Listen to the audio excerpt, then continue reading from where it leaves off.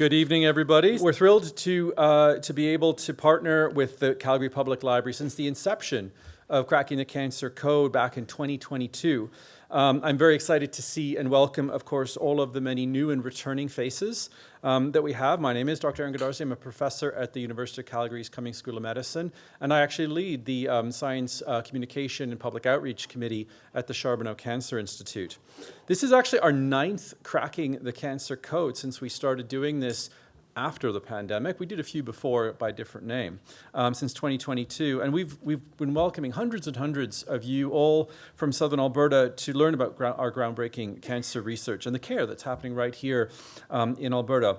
When we launched this series, our goal was to create a space where the community could engage with us, the researchers, for the work that's happening right here in Calgary, and for you all to explore the future of cancer prevention, diagnosis, treatment, and continuing care beyond in where we are right now here in Canada.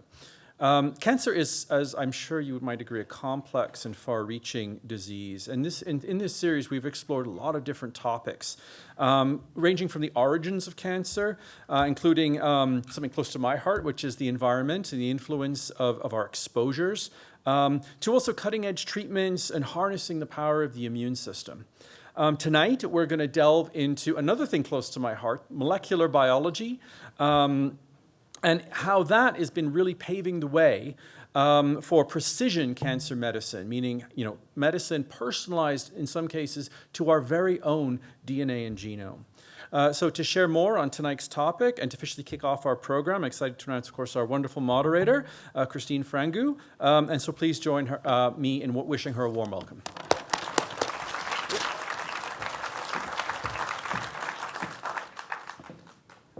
Thank you for having me. Oh, good, this is on. I've just messed things up by switching microphones at the last minute, and I was hoping I'd be able to use this one.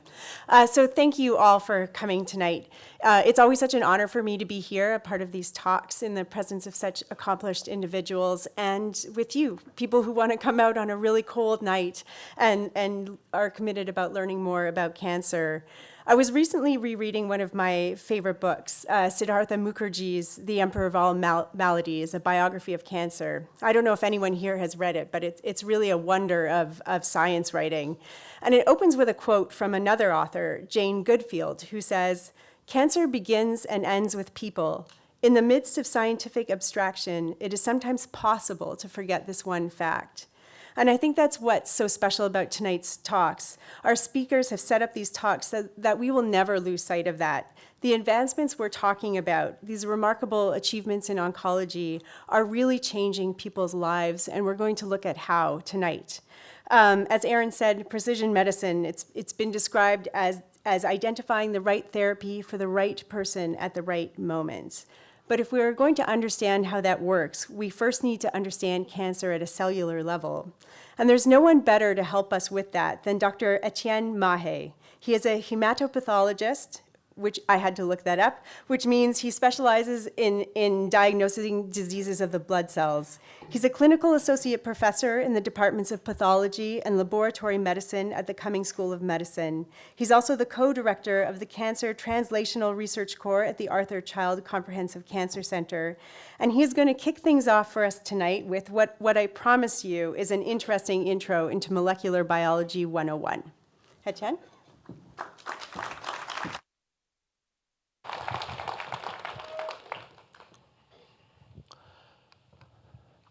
So Maya Angelou said, "You can't know where you're going unless you know where you've been." She was speaking about history when she said that, but as with so many of the things that she said, I actually feel that her words are very apropos relative to the theme of my talk tonight. So we've known about cancer, and we've been trying to fight it for eons.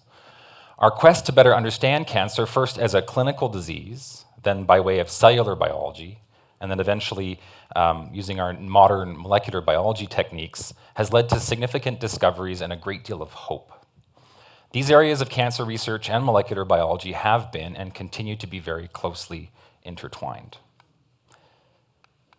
Cancer has been with us for such a long time So long, in fact, that almost 4,000 years ago, the Babylonian court of Hammurabi assigned a specific fee code for physicians when they took out the tumors of patients.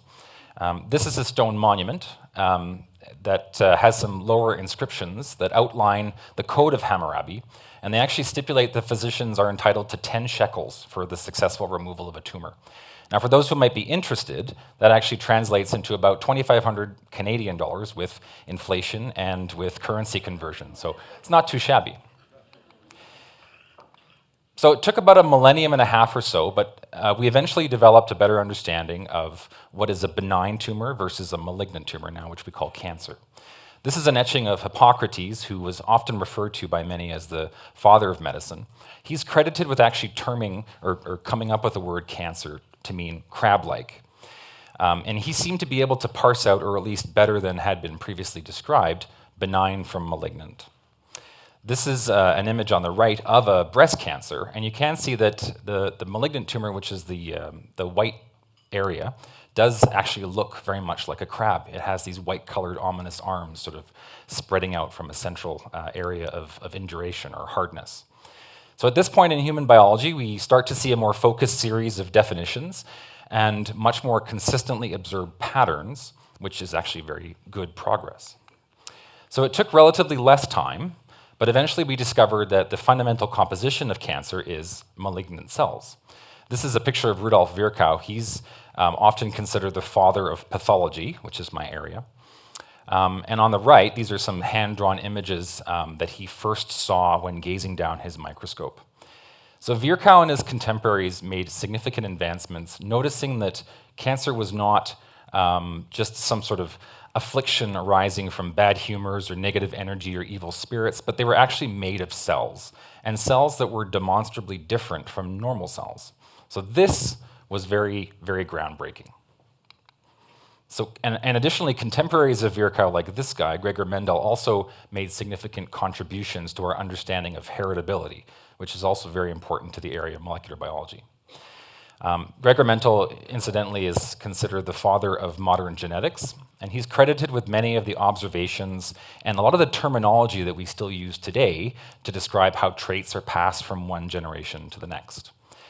Mendel wasn't really sure what the nature of that information transfer was, but he did recognize that information did seem to be transferred from, as which he called genes, from one organism to its offspring. This was a quantum leap for humanity at the time. It took a little bit longer, but eventually we figured out that the underlying substance of heredity is DNA. And this is a picture of Friedrich Miescher, who actually made that discovery. In his day, he was using microscopy to look at cells, and he definitely understood that cells were present in a variety of tissues, including in cancers. But he didn't really understand what the details were in terms of the subparts of those cells. His big breakthrough was actually using chemical methods to extract DNA from the pus cells, actually, of bandages that he got at the hospital. He later confirmed that this substance, which he called nuclein, was actually in the center of the cells, or the nucleus. And you can see he was so proud of it that he actually extracted a whole vial of it and kept it for himself. So at this point in our story, humankind understands that cancers are malignant tumors. We recognize that cancers are made of cells, and that those cells contain DNA. But we still haven't quite figured out how all those pieces work together, how they channel biological information, and more importantly, how biological misinformation is so critical to the development of cancer. So this is an image that marks the next big leap for humanity in terms of understanding this biological information question. To generate this image, you take X-rays and you shine them through a very carefully crystallized preparation of DNA. This is an image that is attributed to Rosalind Franklin and her research group. Unbeknownst to her, after this photo was taken, her student, who actually did the initial picture taking, showed this image to a few other big researchers, Watson and Crick, and they quickly realized that this was an image that supported a model that they were thinking about, the double helix model of DNA. And this last picture is a hand-drawn schematic from Francis Crick that was read about the same time. So by this model, they could explain how DNA could store information in the physical sequences of nucleotides, like letters in the books of a library. They could also explain how it was that specific nucleotides interacted with others to form the double helix. So you had A's and T's and C's and G's matching.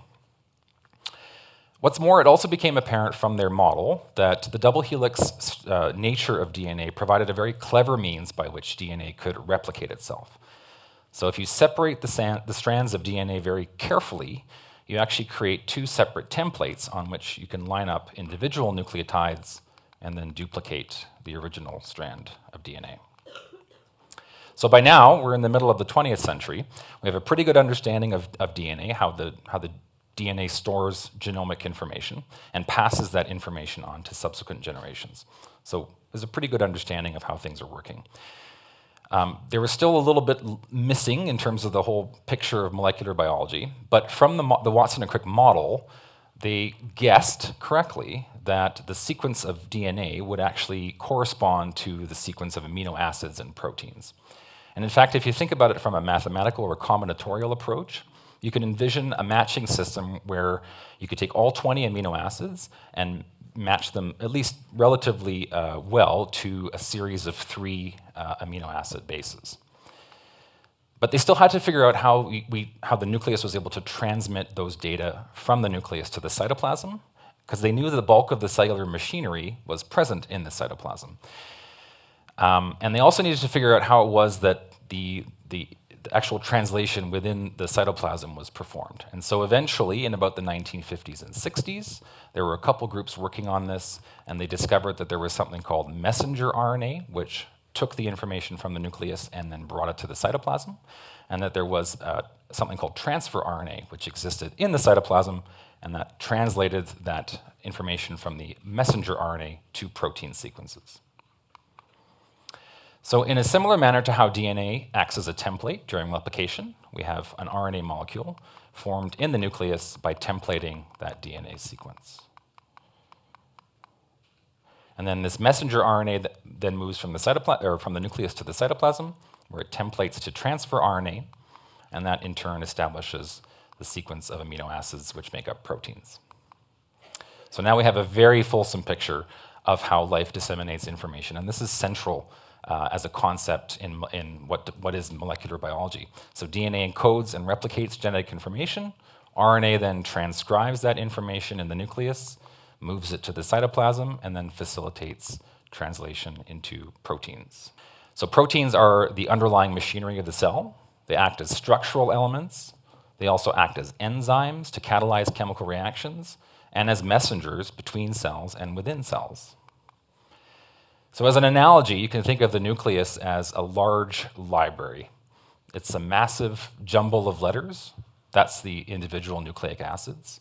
When you organize them, you can make words. We call those codons. And those words come together to make books, or we call them genes. Like books, genes can be simple or complex. They can provide the cell with instructions on how to build proteins, on how to maintain structure, to process nutrients, to interact with the environment, and how to reproduce when necessary.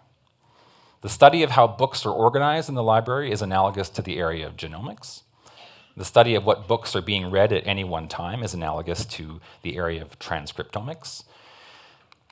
And the study of how a library's information affects and is impacted by the broader world is essentially the study of proteomics. But much like a library can contain books that are incorrect, or even books that misinform, genes can also be subject and can have malicious effects. So errors in genes can be inherited, that is to say from the genes that you receive from your parents, but they can also be acquired, as if someone's gone into the library in the middle of the night with a Sharpie and some whiteout. The act of looking for errors, though, in the genome has revolutionized how we study cancer. Not only do we have a robust understanding of what the normal genome should look like, but we have a burgeoning understanding of what types of errors can occur and how cancer cells result or are impacted by those errors. So an excellent example of this is shown in this image. This is what lung cancer in particular looks like down a microscope. And you can see that there are these finger-like clusters of cancer cells, those large purple blobs, and those are infiltrating into the lung tissue. It turns out that some of these cancers can have an acquired genetic mutation in a gene called EGFR, or epithelial growth factor receptor. This is a gene whose protein product acts like a switch designed to turn the cell on or off from the proliferation perspective. So if you introduce a mutation in this gene, the result is a switch that doesn't turn off. And the cancer cells then gain a proliferative advantage over the normal cells that are around them. Now, we have a variety of drugs that are used specifically in lung cancers. And one example, there are a variety of drugs that can be used in lung cancer, in particular those cases that have EGFR mutations.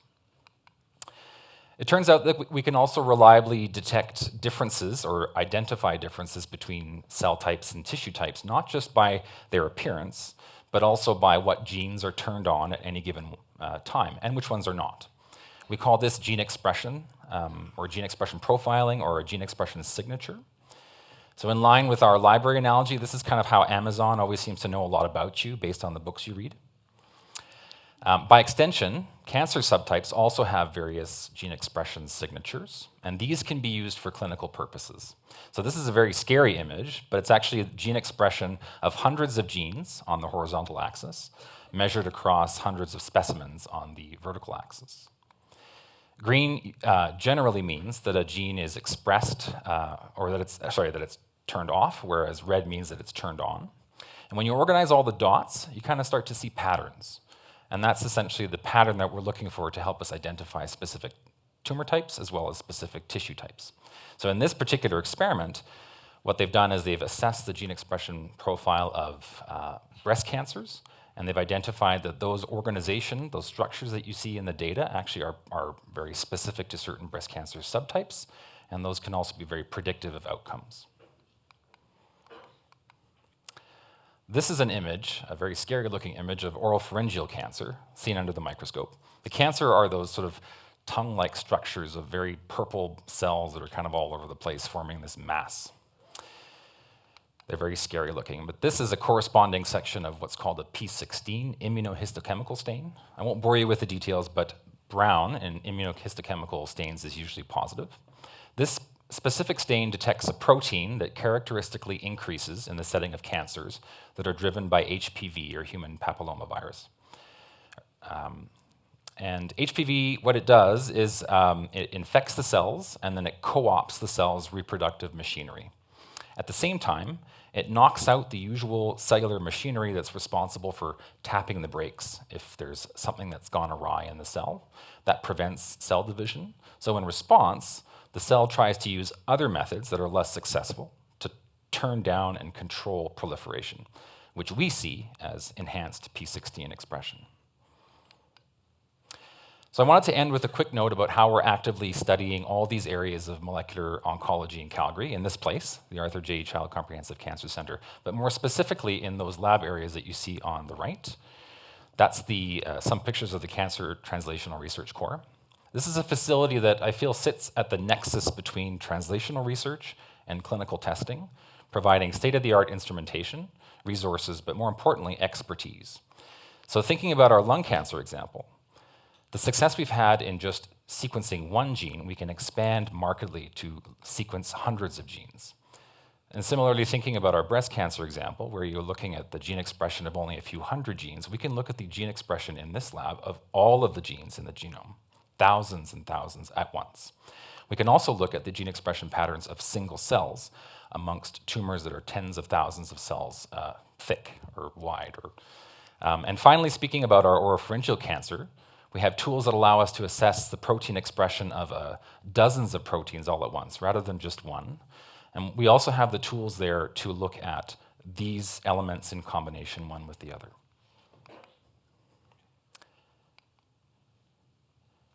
And that, I think, is the end of my talk. There's a little piece missing, but I wanted to hopefully summarize by saying I hope that I have provided some basic introduction into how molecular biology is very important to the study of cancer, and how cancer has actually, the study of cancer has informed a lot of what we know about molecular biology, and how in Calgary, and in particular in the Cancer Translational Research Core, we are trying to apply these very new and avant-garde and state-of-the-art techniques to try to improve how we both diagnose, how we prognosticate, and how we identify various potential treatments.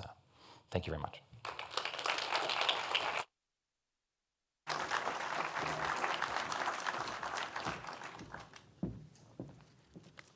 Thank you, Etienne. So our next speaker is going to take us from the biology lab into real-world practice. And Dr. Holly Lee is a hematologist who is currently pursuing a PhD at the Cummings School of Medicine. She's focused on researching precision medicine in multiple myeloma, which is the second most common type of blood cancer. For many patients with multiple myeloma, precision medicine is transforming care. But this isn't true for everyone. Some patients do not respond to these therapies, and others will relapse on these therapies. And Dr. Lee's research is focused on improving the effectiveness of CAR T-cell immunotherapy against myeloma cells. And she's going to talk to us about the evolution of precision cancer medicine over the last decade. Dr. Lee?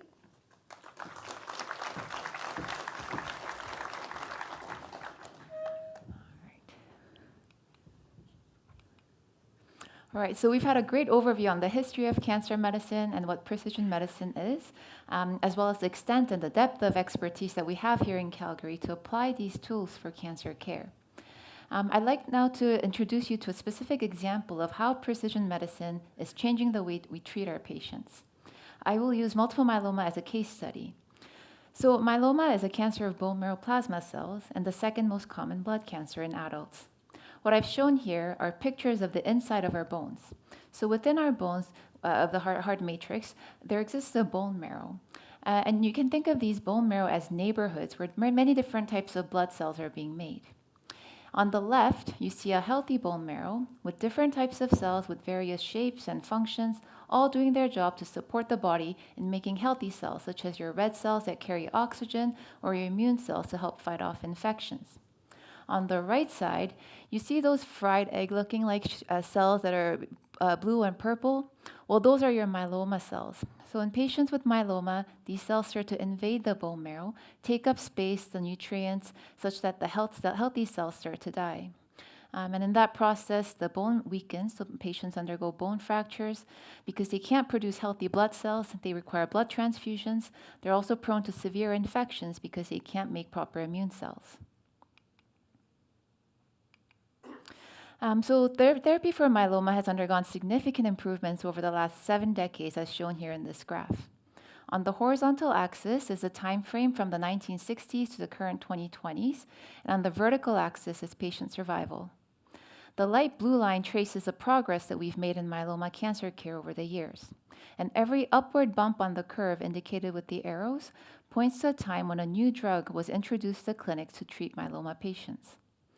As our understanding of the myeloma cancer biology improved, so did the development and design of our drugs. And over time, we learned how to better target these cancerous plasma cells, which has led to improved patient survival.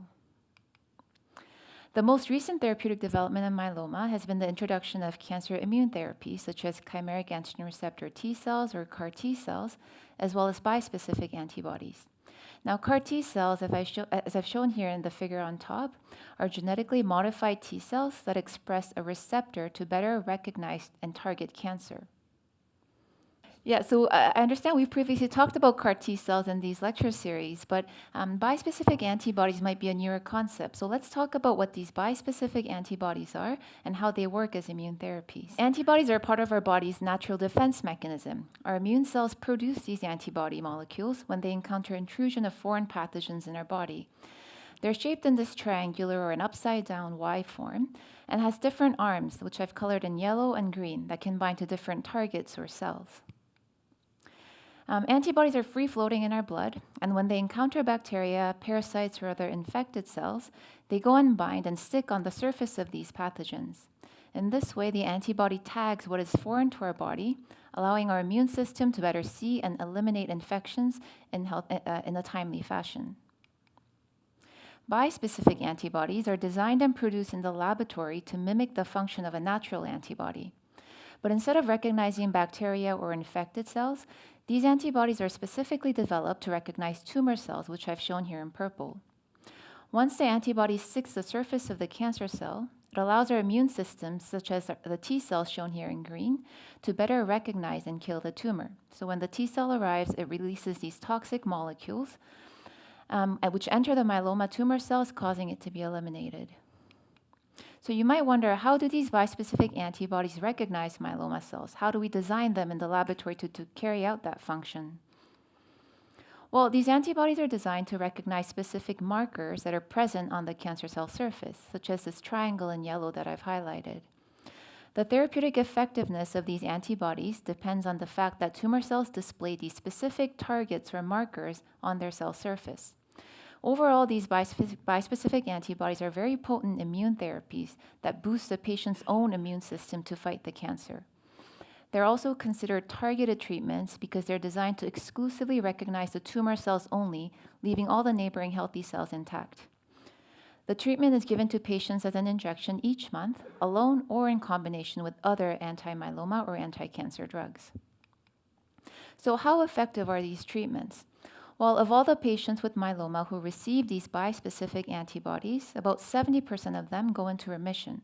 However, a third of the patients never see response. And even among patients who initially respond to treatment, over the following 1 to 2 years, unfortunately, we see most patients relapse. This indicates that while the treatment is effective, it fails to provide a cure. In order to see how we can do better and achieve universal as well as durable responses for all of our patients, we have to ask the question why. Why is it that some patients respond well while others don't? And why does the cancer come back even though we're treating the patients every month with this drug? So using the genomics, transcriptomic, as well as proteomic tools, we have a research program here set up in Calgary to investigate the mechanisms of resistance to bispecific antibodies in myeloma. For this, we take the tumor biopsy samples from patients who are responding, who don't respond, as well as patients who initially responded and then had a relapse. In the laboratory, we study these tumor samples, subjecting them to multiple tests in order to understand what changed in the cancer cells. What advantages did these cancer cells gain that allows them to evade the effect of these immune therapies?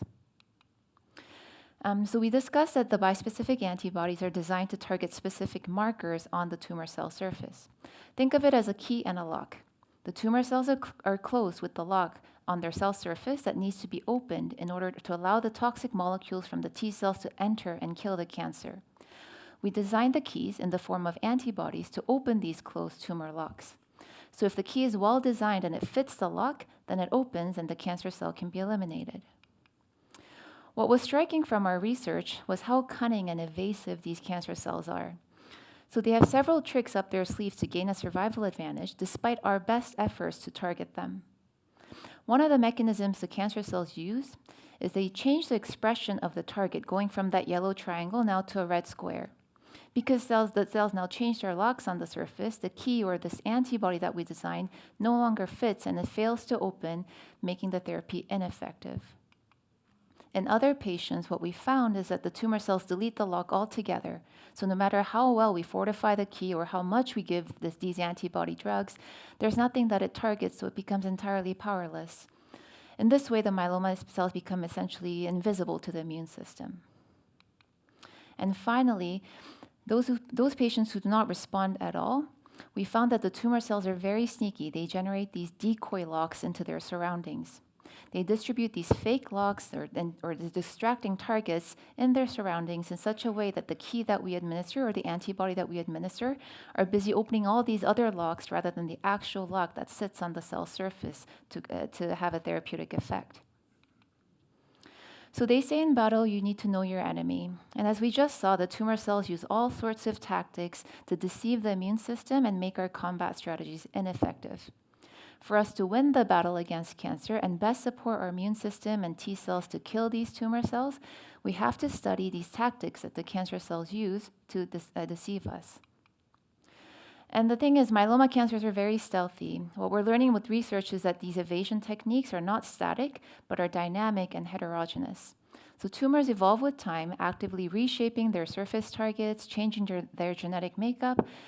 So this means that sampling the tumor at diagnosis versus at the time of relapse may reveal very distinct tumor behavior as well as different profiles of cancer cells, even within the same patient. It's also important to remember that each patient's cancer biology is unique. For instance, one patient might have a relapse with a changed lock on their cell surface, while others may lose the lock altogether. So without an effort to take tumor biopsies from patients, study them in the laboratory, and ask the question why, we're really fighting these cancer cells in the dark. We can't see anything. We keep administering these novel therapies thinking that they may be working. spending valuable time and healthcare resources, but when the light goes on, it's too late. And these evasive myeloma cancer cells have changed their locks, deleted them, and have been completely fooling us under the radar until we lose control. So what molecular biology, translational research, and laboratory tools allows us to do is to shine light on these cancer cells to expose them. For each patient, throughout the course of their treatment, we can understand what is happening with the tumor cells, and we can adapt our treatment to stay proactive to administer tailored therapies in a timely fashion. So the goal of translational research program is to fight the cancer cells in the light. There are tremendous efforts that are ongoing both in the clinics as well as at the bench side in the laboratories to stay vigilant ahead of these cancer cells. So how are we making progress? Well, as I mentioned, the efficacy of these antibodies depends heavily on what targets the cancer cells are displaying or presenting on the cell surface. So when we zoom in and take a look at the surface of the myeloma cells, we actually find that there are multiple targets that we can go after. So the field is now undergoing a rapid transformation with many different antibodies being developed. You can see that, for instance, for targets 1 and 2, we have multiple antibodies with different shapes, sizes, as well as binding strengths. So if the tumor decides they're going to delete or change target 1, that's okay, because we can still use antibodies directed against targets 2 or 3 to kill the cancer. We also have drugs that can be used in combination with these antibodies to more rapidly kill these tumor cells, as well as drugs that can eliminate those decoy locks that I talked about earlier, which can be used in combination to allow the best chances for these antibodies to clear the tumor cells. These are some of the ways that we can pivot and optimize our therapies in the face of this rapidly changing myeloma resistance. So really, precision medicine starts from asking the questions at the patient's bedside. We treat our cancer patients with certain drugs and observe a clinical outcome. We then ask, why is it that some patients do well while others don't, and why does the tumor come back? We then bring the question to the laboratory, scrutinize the disease to see where the tumor cells have gained an advantage. In this process, we also look for vulnerabilities, like an Achilles heel, of how we can newly attack these evolved cancer cells. We then bring back what we learned in the laboratory into the clinics to inform our clinical decisions, select the appropriate drugs and treatment combination that matches that patient's tumor characteristics, and that's personalized medicine. And this paradigm applies not only to multiple myeloma, but across all different types of cancer.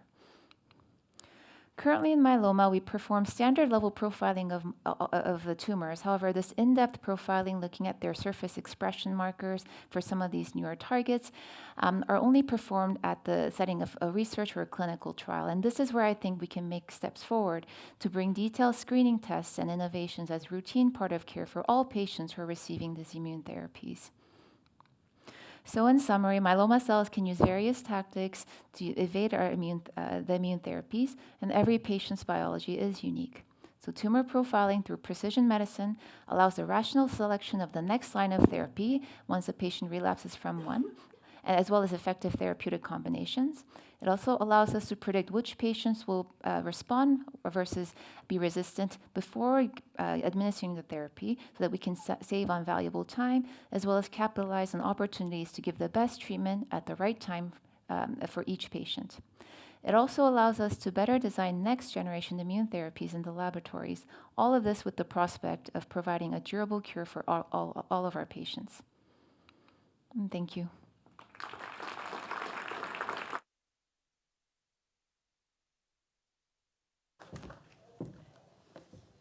Thank you, Holly. I'm so glad we got those slides working, because I really think that's one of the best descriptions of an immune therapy that I've seen, when you have all those images there. So I'm very glad we got that going.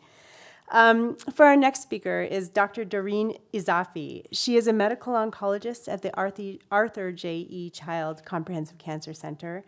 As a clinician, she specializes in treating lung and breast cancers. As a researcher, she is focused on cancer drug access, drug funding, and the value of new cancer treatments. She's going to talk to us about efforts underway to ensure that the benefits of these precision cancer medicines can be shared fairly across the population.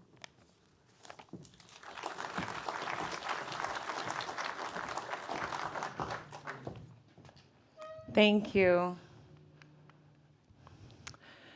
So as we've seen from our prior talks, precision cancer medicine has unlocked the complex biological features of how cancer develops in a unique individual. We use things like circulating tumor DNA, immune markers, proteomic and RNA analyses to really identify the molecular makeup of a tumor.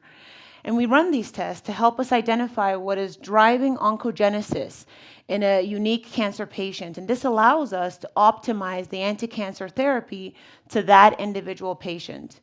The goal of precision medicine is really to improve survival by killing cancer cells, eliminating residual disease, eradicating tumor subclones that may be conferring resistance to treatment, all while maximizing how well people feel on these medicines. So these treatments aim to work well while helping patients feel well on treatment. Cancer drug funding is a hot topic. We live in a publicly funded healthcare system, and that can come with some resource constraints. And we know that these precision cancer medicines can be expensive. So I want you to imagine for a moment a hypothetical scenario. If you went to see your doctor and he told you about a new treatment for your health problem, and that new treatment could eliminate all your symptoms, it could extend your survival, and this treatment was actually tailored to your unique biology.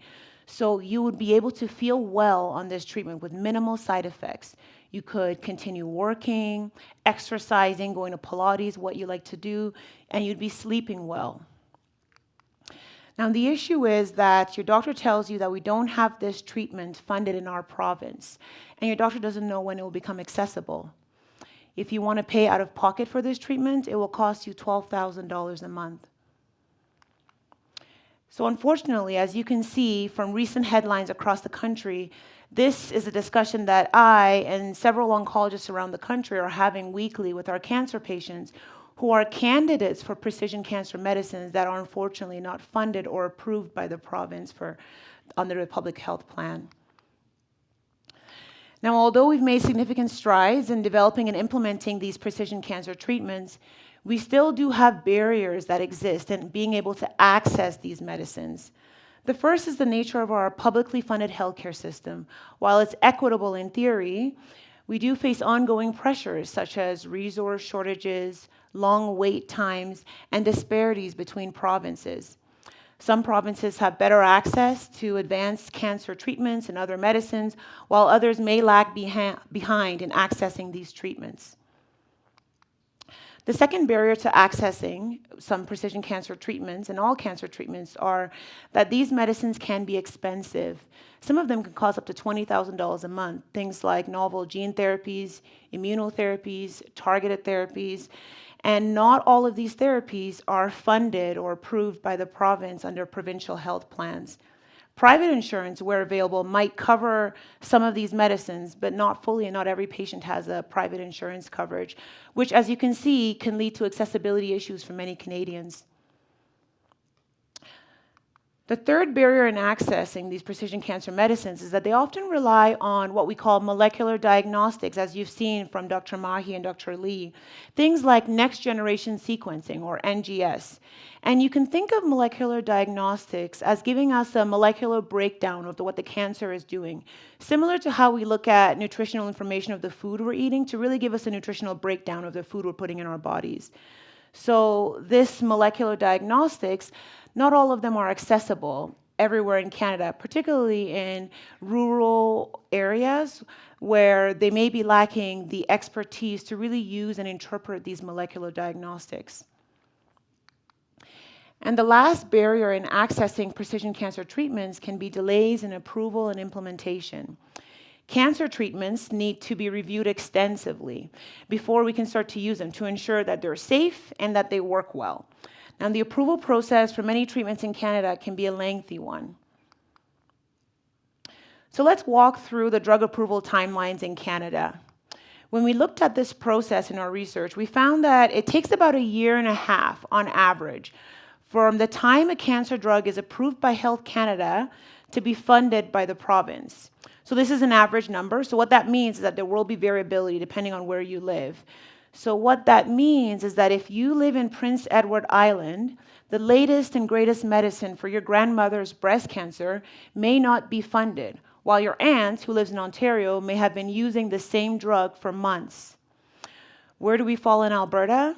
Well, Alberta tends to fall somewhere in the middle or closely mirror what happens in British Columbia, which tends to approve cancer drugs fairly quickly or somewhere in the middle when you compare it to other provinces and territories in Canada.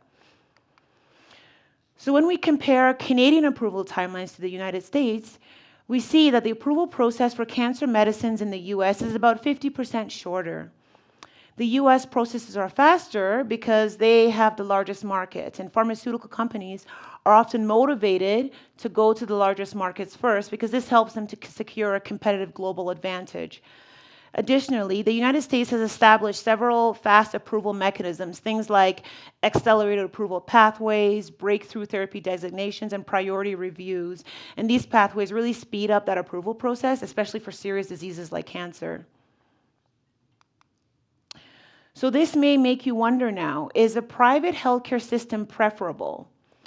Well, if you consider that the average income of a US household is about $100,000 a year, or even probably less than that, and precision cancer medicines, many cancer medicines, cost more than double that amount, we realize that the vast majority of people would not be able to afford these expensive cancer treatments. So the best way to ensure that the majority of a population has access to healthcare is through a public healthcare system. Public healthcare systems also tend to put greater focus on public health initiatives, which in the case of cancer would be cancer prevention programs, things like obesity prevention programs, controlling radon exposure, and anti-smoking campaigns, because these preventative campaigns actually drive down overall healthcare costs if we can prevent the disease from occurring. Studies have also shown that countries with a public healthcare system actually have better overall health outcomes when we look at measures like longer life expectancy, lower infant mortality, and better chronic disease management as well. So in our public healthcare system here in Canada, what we strive for in cancer care is to be able to get our patients access to the best diagnostics and treatments. What would be ideal would be if we were able to gather molecular information about each patient's cancer with tests like NGS or next generation sequencing. And this test costs about $1,500 per test. And we've not yet gotten to that point where every patient can get access to this test like NGS or other tests like this, and it's funded. So this is how equity issues arise. Not everyone has access to expensive precision cancer medicines and tests. What's unfortunately happening is that the academic centers, which tend to be concentrated in the urban communities, have access to these precision cancer innovations first. And it could be years before rural sites get access to these tests.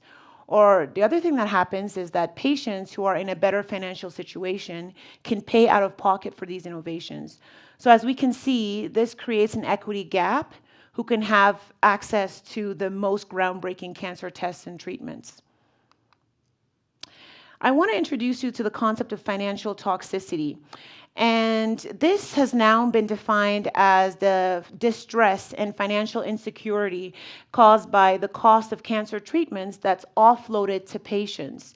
And financial toxicity has been a well-described entity in private healthcare systems like the United States. But we found that even in our own public healthcare system, where cancer treatment should technically be funded and available, cancer patients are still experiencing financial toxicity. Let's take a look at lung cancer, for example. When we studied predictors of greater financial toxicity in a group of lung cancer patients, we found 3 predictors. The first was younger age, because young patients are taking time off work to receive their cancer treatments and attend their physician appointments and treatment appointments. There's that loss of income there. Young patients who develop lung cancer are also more likely to have a type of lung cancer which has molecular mutations, things like EGFR. And these are treated with precision cancer medicines. And if these medicines are not provincially funded, patients are now experiencing that financial burden. The second predictor of high financial toxicity was high out-of-pocket costs, which would occur if patients are paying out of pocket for their cancer treatments and supportive medicines. And lastly, lack of insurance coverage was also a predictor of more financial distress. It really became apparent to us that for many cancer patients, having an insurance plan can offer a safety net to fall back on for many medicines, particularly these expensive precision medicines that are not approved or funded. So I know that this discussion has not been the most uplifting one up until this point, but here's where I can make it better. By showing you what we can do for our cancer patients to get access to these breakthrough cancer medicines. So in Canada, oncology drugs are reviewed by a specialized cancer drug review committee. And this committee looks at the research trial data demonstrating the benefits of the new medicine, things like survival improvement, tumor shrinkage or response rates, and other markers of efficacy. And they compare this to the cost and the side effects of this treatment. So this committee is really looking at value. And when you can think of value, similar to if you were going to spend thousands of dollars on a vacation, then you'd want to make sure that that place that you're going has all the things you're looking for, whether it's a tropical location or maybe a cozy ski chalet. So this Cancer Drug Review Committee looks at value for money. And what they do is they issue a recommendation to the provinces and territories in Canada on whether this new treatment should be funded. This process has actually allowed for more expedited and robust review of our new cancer medicines because it involves experts who are really familiar with cancer and cancer mechanisms of action. And this committee also has implemented fast-track mechanisms such as early approval and conditional access. And these mechanisms have been implemented in recent years, and it's really helped us get access to these life-saving medicines for our patients faster. I'll give you an example. Trastuzumab emtansine is a type of precision cancer medicine called an antibody-drug conjugate, and we use this to treat HER2-positive breast cancer, which is a type of breast cancer that can behave aggressively.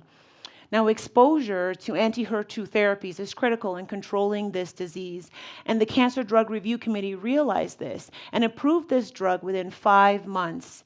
So now patients with metastatic HER2-positive breast cancer who previously had limited options now have access to this treatment because the committee recognized the urgency of making this decision and getting this drug to patients faster.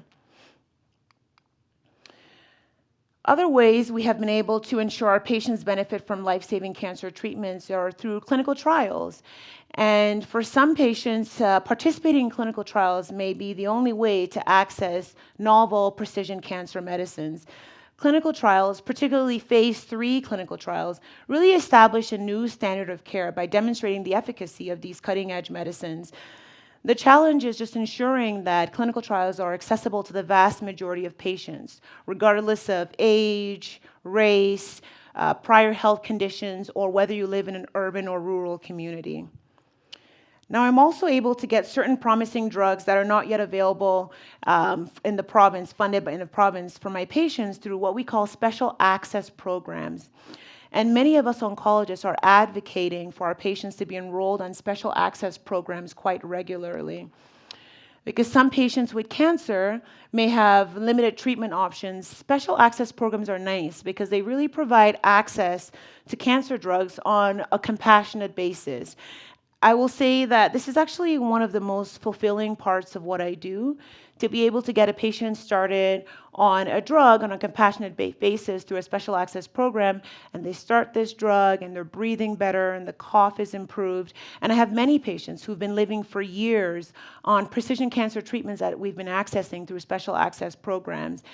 And these cases are nice because they're often used to provide what we call real-world evidence to demonstrate the efficacy of these treatments, which helps to expedite funding for the broader population.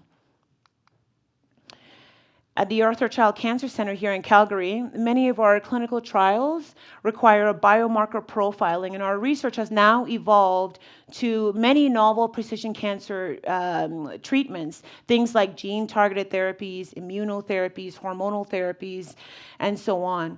We're also conducting real-world studies at the Arthur Child, and what this research does is it helps to validate the benefits and outcomes, which can also contribute to new applications and uses of these medicines.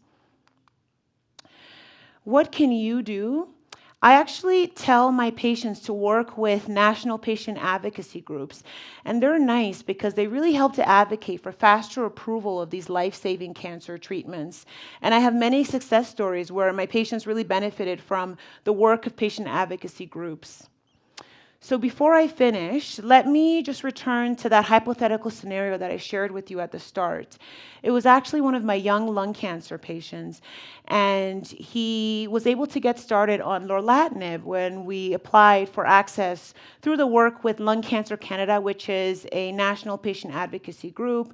We were able to get him started on a targeted therapy drug called lorlatinib, and I'm happy to report that he has been doing well for years on this medicine, continuing to work and look after his young child and his wife. So we can see that we're really making strides every day, and this is possible through continuing our work both locally here at the Arthur Child Cancer Center and nationally and internationally as well through policy, advocacy, and research. And this is all the ways that will allow us to get our patients the best precision cancer medicines. Thank you.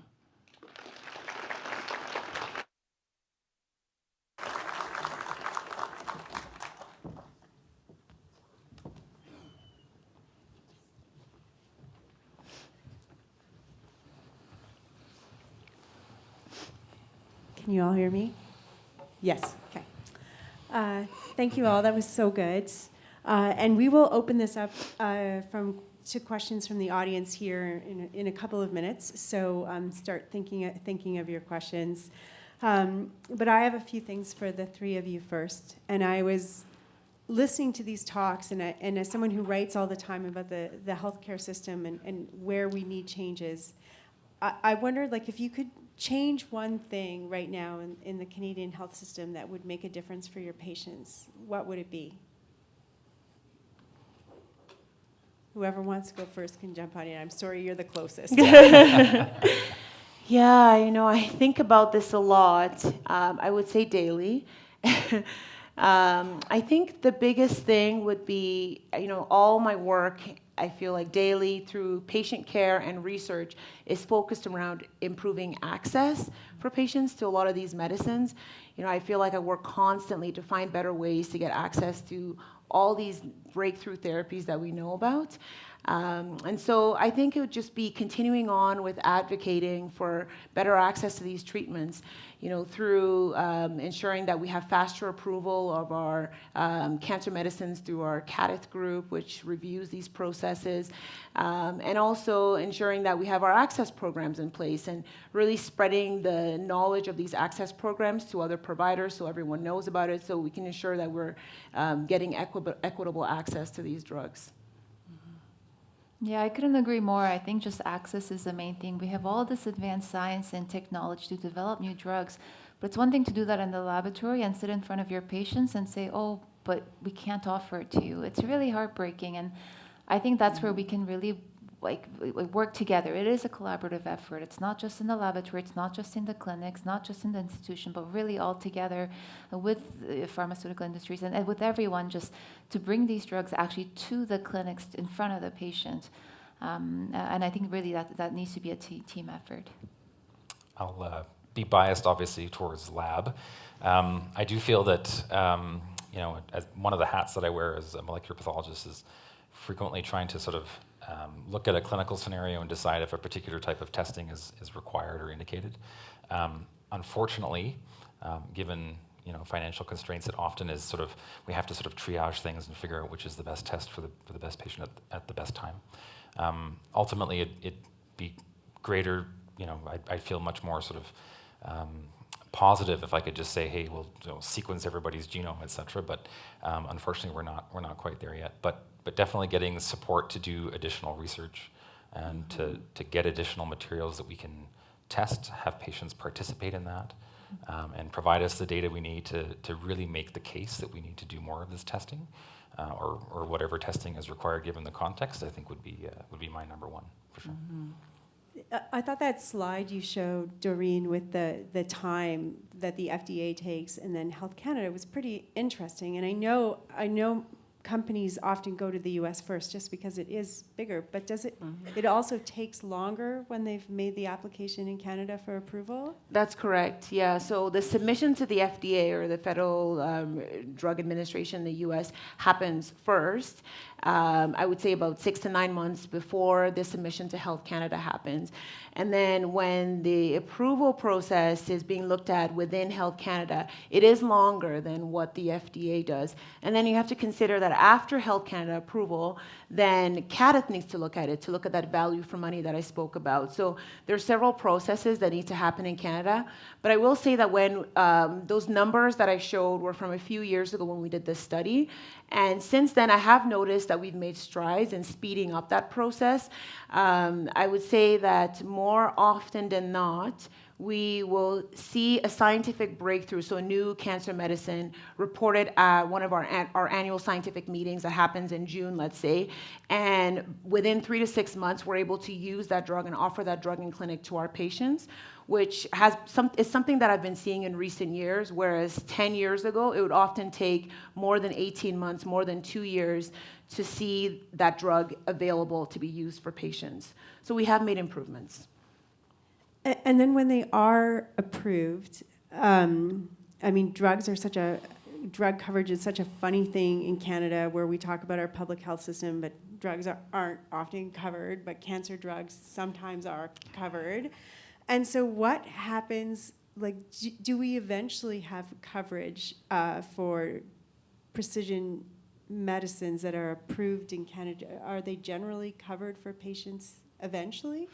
Yes, so when it is funded by the province or territory, so when it's put on provincial formulary, then it is funded and free and accessible. And the issue is that it can take some time to get to that point.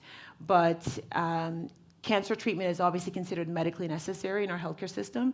So ideally, the best case scenario would be for all these new drugs to be funded right away, but it's not always the case. It can take some time, and in that time is that gap where we're looking for access to those treatments that we know about because they've been presented at international meetings, and we know that it's the latest and greatest treatment, but it's just not funded yet because that drug is still going through the Health Canada process and then the further assessments after that before it's put on provincial formulary. But once it is put on provincial formulary, then it is funded and free for use. And the other thing we were talking about backstage is how people use the term precision medicine in all different kinds of ways, and there's a lot of different definitions of it. And I think for the purposes of this talk, we're using it very broadly. And I wanted to get back to that quote I said in the beginning, you know, that bringing this down to the level of people. And I saw that, you know, there's like 220,000 new cancer cases are diagnosed annually in Canada. And so what percentage of those people will go through like a precision medicine process, like first in the diagnosis and then to be candidates for precision medicine approaches? I think that's a lab question. Yeah. I would say every patient that we see specimens from or whatever gets a precision medicine focused approach to their specific cancer. Not every cancer is going to have the same testing done, but once we've identified a cancer, the vast majority of the time there's going to be some sort of biomarker testing that we perform to assess and address issues of prognosis, of expected outcomes, potential targets, etc. The question is, are we able to offer the newest and best, and that sort of question can sometimes be a little bit challenging to answer. But I would say every patient gets something to that effect. If I had my druthers, I'd sequence the genomes of all the tumors, and I think we would all agree on that. But we're making strides to make sure that people are not getting missed, and definitely making sure that we are as precise as possible in our diagnostic approach. And it's not just sequencing one time. Yeah. So I think as oncologists, I'm hungry for information. I want to know what the molecular profile looks like, particularly as the cancer is evolving and mutating. There may be disease progression. So in many patients with stage 4 cancer where we can't eradicate the disease and our treatments continue on indefinitely, you start them on treatment, and if there are signs of progression, say after a few months or years, then at that point I would like to do more sequencing. That's the point that we would like to get to, where we can do more molecular sequencing to learn, okay, what resistance mutations have developed and how can we target these resistance mutations. And at every point of progression, ideally, would be nice to gain more molecular information by doing more sequencing. Is that something we're moving towards? I would say that we are. Right now, there's still that equity gap that I spoke about earlier, where some patients who have the financial means to pay for that sequencing to be done at every point of progression can do that. But it's not funded to be able to do that for all cancers at this point. We're trying to strive for that, but we're not at that point yet. And it's about $1,500, you said? For the NGS test, yeah. Okay. And then I think, given the world, I have to ask a question about what is happening with our neighbors to the south. And obviously, we have two very, very separate health systems, but they do sort of lead the world in a lot of research and approvals. And do you see what's happening in the United States having an effect on cancer research and cancer care in Canada? I thought your question was going to be ending at, do you see what's happening in the United States? And I was going to say, I try not to look. Also a fair answer. That's a tough question. I think maybe again, the lab perspective. In days and years past, we would see the effect of sort of a brain drain to the south. This is something that people have talked about for generations. And that varies. But in my experience, I think we're seeing more of a brain gain. I think a lot of what we're doing in Canada now, in particular around precision oncology and molecular diagnostics, et cetera, is we will often send trainees down to the States, have them learn what they can, and then bring them back and set them up so that they can sort of set up their own shops and ensure that things are going to work optimally here. I personally haven't done that, but I can speak for a lot of other pathologists who've gone down to the States and have come back. And I think that's probably a similar sort of theme as well on the clinical side. So we're definitely working maybe a little bit sort of under, a little more quietly to pull that knowledge, that capacity back into Canada, and in particular in Calgary as well. We have a really good history, I think, in Calgary of trying to enrich the experience of our trainees through US or other international learning opportunities, and then bringing them back and trying to support them as they build up their own careers locally. So. And Yeah. Go ahead.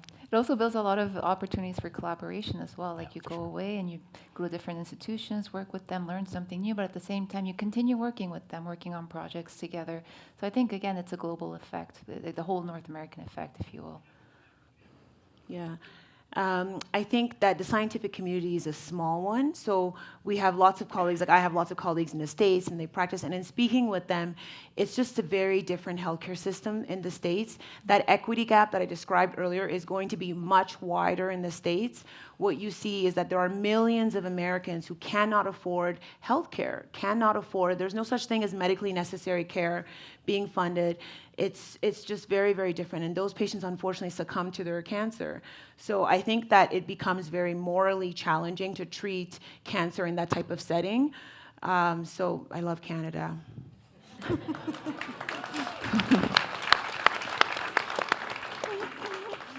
So I think we'll open it up to audience questions there. I have two requests of you, dear audience, and that's that you, maybe there's going to be more than two. We're going to see how many things I say here. Raise your hand so that we have runners with mics and they'll come to you.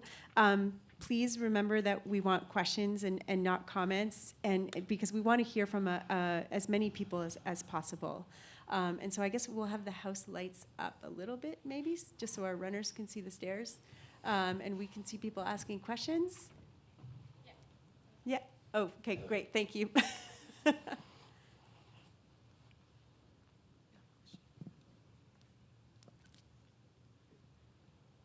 And we can just get started in the dark. So there we go. All right, put your hands up if you have questions. So to summarize, what are the top things you see that we, Joe Public, can do to not only advocate for ourselves, but to protect ourselves? Yeah, so number one, I say try and work with patient advocacy groups. There's many of them for each disease site. Even for each particular molecular subtype of cancer, there's different advocacy groups like EGFR positive lung cancer, there's the EGFR resistors.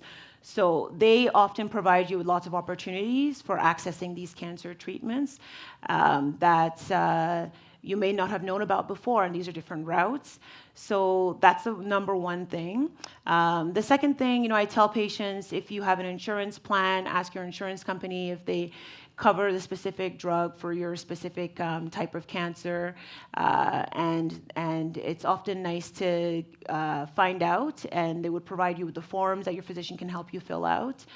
And then, asking your oncologist about clinical trial opportunities is the last thing I would say. We always try and put signs up in our elevators and around the cancer center, but just remembering to always ask about clinical trial opportunities because that offers, obviously, access to the most groundbreaking treatments. Yeah, I would echo that. I think knowledge is key. Like educate yourself on your cancer, what's out there, what the latest research is, what diagnostic and screening tools are there, and ask your doctor about it. Like engage in that conversation and really like advocate for yourself that like I heard about this test that's happening in the States that they do. Is that something that's also offered here? What are the benefits? What are the risks? Just kind of that ongoing conversation I think is really important. I guess as the only laboratorian here, I'd say take a look at your labs. we all have access now to our own personal medical records, including our laboratory tests now through Connect Care and other electronic medical records, which is great. And if you have questions, the pathologist is there. Most of the time, they're friendly. Most of the time, and they ask questions. Not just of your doctor, but also your laboratorians as well. So. And who's next? This may be a silly, simple question, but it seems like access really comes down to money. And what drives the cost of these cancer drugs? Like, is it the free market, the pharmaceutical companies? I don't know if you can answer that. Yeah, that's a very good question. I don't know the full answer of what drives the exact number they land upon, and a lot of that information about the cost of drugs we're actually not privy to it. It's all very non-transparent, and it happens behind the scenes with different stakeholders. I happen to do a lot of research in this, so that's why I do know a bit about some of the costs of our cancer therapies. But I do know that some of the starting prices for negotiations, the way it works with pharmaceutical companies is they will start with the largest markets, so the US, Japan, Europe, and they will land on a price there, and that's sort of the starting point for negotiations for when they get to Canada and the different provinces and territories, which all negotiate different prices. But I guess fundamentally, a pharmaceutical company has to, having invested potentially millions of dollars in a research program, needs to recoup some of that. And so again, coming back to the free market question, I think it's positioning themselves to be somewhat profitable in the end. So you can kind of see it both ways. I can understand both sides of the issue. Yeah. Who's next? I have a question about the CAR T and bispecifics. We see that the CAR T cells are now a standard of care, and we see a lot of patients who receive CAR T cells that are manufactured in the States. What's the newest and latest, greatest, if you can summarize, of the CAR Ts and the bispecifics, and do you know if we're ever going to manufacture them in Canada? Yeah, there's definitely an effort to do that in Canada and in fact locally here in Calgary, and that's the whole Riddell Immune Therapy Center here in Calgary and with the new cancer center as well. So really there's an integrated effort from the clinical side as well as from the research and the preclinical development of these CAR Ts that are better armored, strengthened to better kill the tumors, but also, practically to manufacture them locally, like in-house, so that we can be much more accessible, much more cost-friendly to deliver to our patients. Definitely, it's the prime time for that, and it's really, I think Calgary's leading a lot of that effort. Mm-hmm.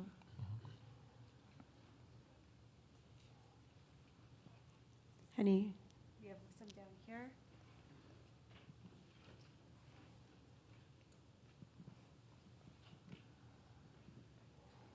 I feel like I was really strict in my instructions tonight, and so all the questions are really short. You can take a little bit more time. From what I understand about the CAR-T therapies, it's not very successful yet with solid tumors. Is there any positive information about solid tumors with the biospecific antibodies? Yeah, so with solid tumors, unfortunately, bispecific antibodies are also a little less effective than what we see in hematological cancers. And lots of really mechanistic reasons for that, but one of the things you can think about is the bispecific antibodies, or I should say, the blood cancers really, they're not confined within an organ. It's kind of spread throughout your body. So these cancer cells really, the staging system is completely different in the solid cancer versus a blood cancer. Solid cancers, you think of stage 4 metastatic disease, whereas in blood cancers, right at diagnosis, the blood is everywhere. So we stage it a little differently, and that also kind of informs how we target them, because when we give these targeted treatments, again, the cancer cells are everywhere. We can target them generally, but in solid tumors, if they're confined within an organ or quite packed, it's difficult sometimes for these bispecifics or CAR-Ts to go and penetrate them, because what we see, what cancers do is not only are they proliferative and they're aggressive, but they also change their environment.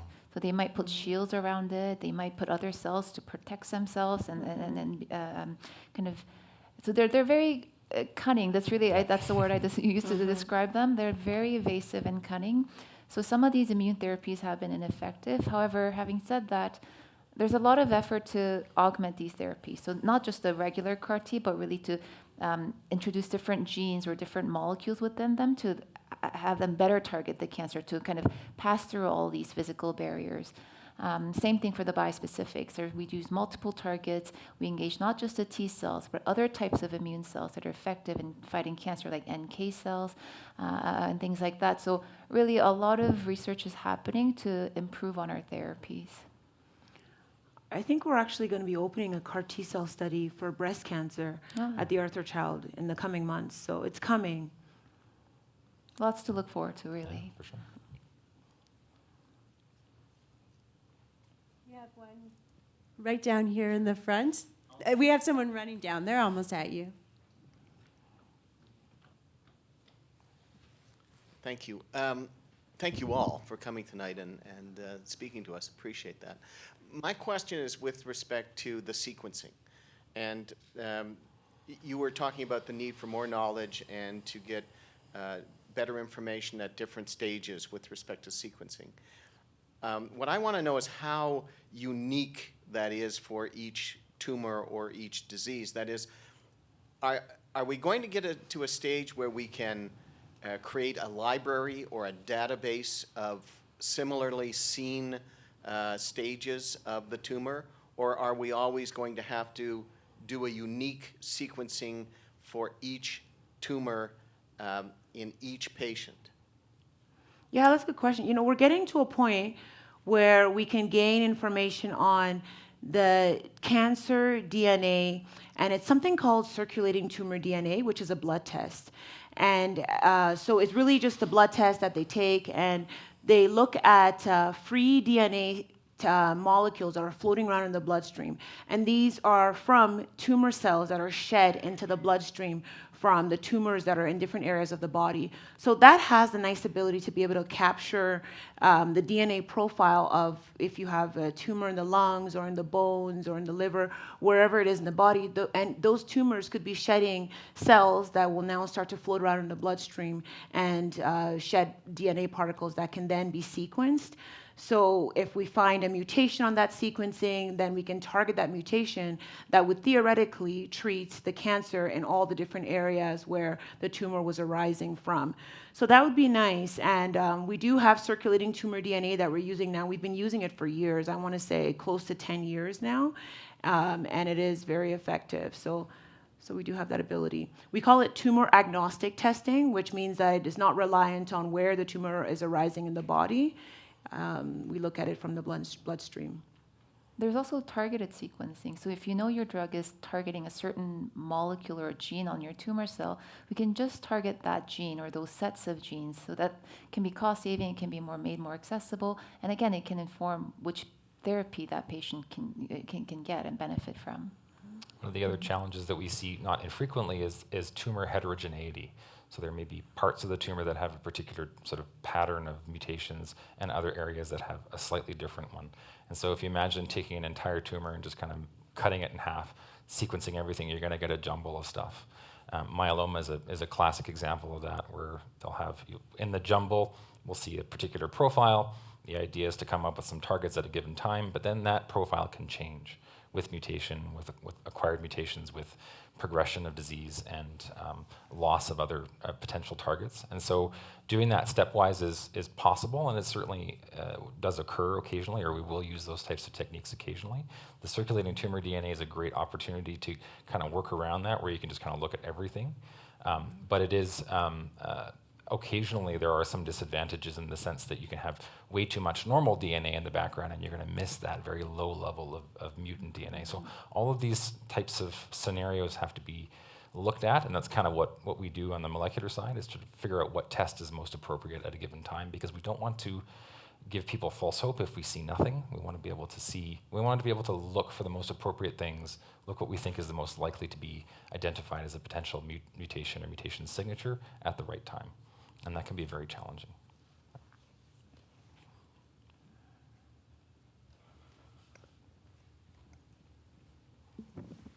First, thank you for bringing this down to a level that most of us can understand.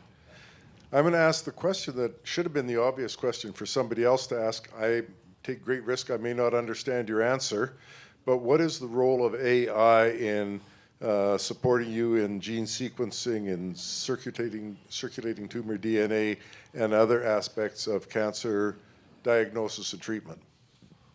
That's a great question. I think there's a lot of perspective in that.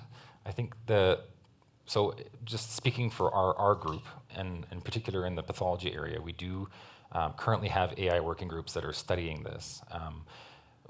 But there's a whole number of facets to that. When you look at just sort of genomic analyses, AI can be pretty good at sorting through and identifying what it thinks are reasonable signals, and then present what it sees or what it thinks are reasonable. And then it's also very good at pulling data that are available on the internet, for example, or through databases, et cetera, and bringing that in for you to sort of better see, identify those areas that it thinks are important. But it's not going to necessarily take away the need to be able to critically assess the patterns that you're seeing in the genomics or whatever it is that we're looking at from a molecular perspective relative to the clinical context. And so, as an example, I have some colleagues that have played with ChatGPT and tossed a bunch of genetic analyses in, and it's not doing the best job just yet. I think it's probably going to get better and better, but at the same time, it's still not going to take away the need to be able to look at the entire broad picture of the patient, the clinical scenario, the context, the type of tumor, the availability of drugs, et cetera. I think there's still going to be it's still going to have to be an expert, of some type of expert, being on the other end of that.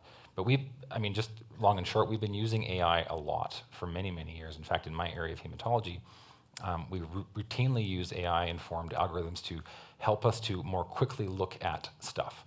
So one of the jobs I have is to look at blood cells on a blood smear, for example. We use this tool.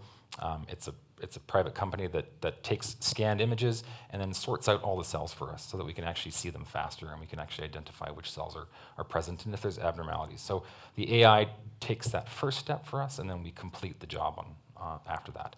And so we're finding it improves turnaround times, it makes things easier. It's pretty good, not perfect, but it definitely helps us in what we're doing. So that's the kind of sort of analogy or the sort of scenario that I'd envision as where AI would fit in terms of laboratory diagnostics. I think we have time for one more question. Good evening. Thanks for your presentation. Could you give us a brief idea about precision medicine and how is this integrated with artificial intelligence? Because it was mentioned that artificial intelligence, basically, as I understood, is one tool for the experts, which I have been using for energy. But in this case, I don't know how it's related with the precision medicine. Thank you. I guess the amount of data that we generate from all these sequencing, all these laboratory studies are so vast.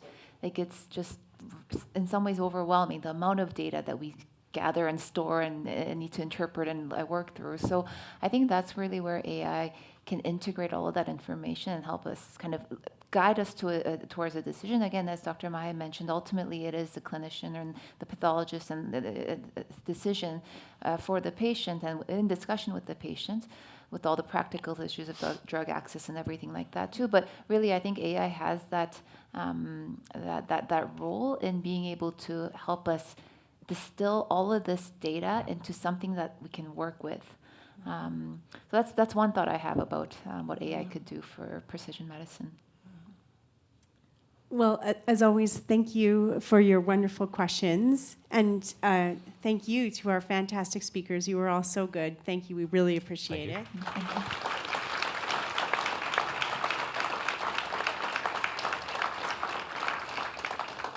And then also a thank you to the library for continuing to be our partners in this series, and to the communications team at the Charbonneau Cancer Institute.